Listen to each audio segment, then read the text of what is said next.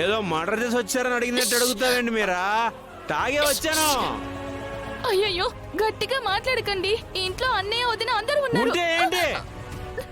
ఉంటే ఏంటి ఇప్పుడు మీరా మీ అప్పుడు రోజున గారు దొంగ అనే నింద నా నెత్తి మీద వేసింది. ఆ నిందని మీ అన్నయ్య గారు నిజమే అని నమ్మేశారు.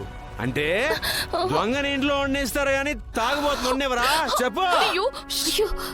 అంకుల్ ఇంత రాత్రిలో అంత గట్టిగా మాట్లాడి అందరి నిద్రని డిస్టర్బ్ చెయ్యొద్దు ప్లీజ్. తినేసి వెళ్ళి పడుకోండి. భూమి నువ్వు మారానువమ్మా. నువ్వు చెప్తే వింటాను. ఈ ఇంట్లో ఇంకెవరు చెప్పినా విన్ను. ప్రామిస్.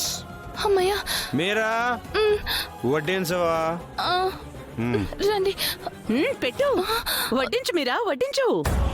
ఈ ఇంటి మీద పడి తినడం, ఊరి మీద పడి తాగడం, ఇదేగా మీ వారి గొప్పదనం. మీరా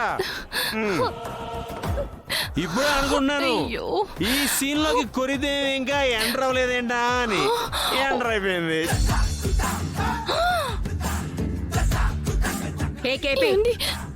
మందెక్కువ ఏం మాట్లాడుతున్నావు అర్థం కావట్లేదా నీకు? మా అమ్మాయి నీకు కొరువుదేయాలా కనిపిస్తోందా? నువ్వు మా అమ్మాయి సొమ్మె తింటున్నావన్న విషయం మర్చిపోయావా? అబ్బా మరి నువ్వెవరు సొమ్ము తింటున్నావు గ్రాని?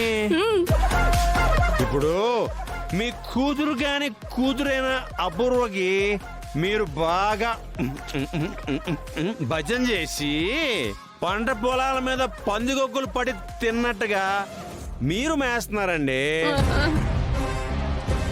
కానీ మనం కృష్ణప్రసాద్ అలా కాదు.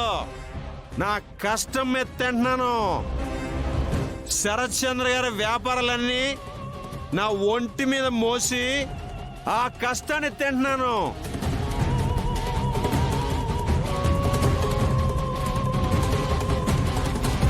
ఓ పక్కన ఈ ఇంటికి అల్లుడిగా, ఓ పక్కన ఉచిత ఉద్యోగిగా. అయినా కూడా దొంగం చేశారు. వాగింది చాలు, నోరు మూసుకుని బెడ్రూమ్ లోకి వెళ్ళి పడుకో. ఏంటే ఆర్డర్ రాస్తున్నావా? నువ్వేదేనా అనుకో, ముందు ఇక్కడి నుంచి వెళ్ళు. పో. వెళ్ళను. ఇలా కాదు, రిక్వెస్ట్.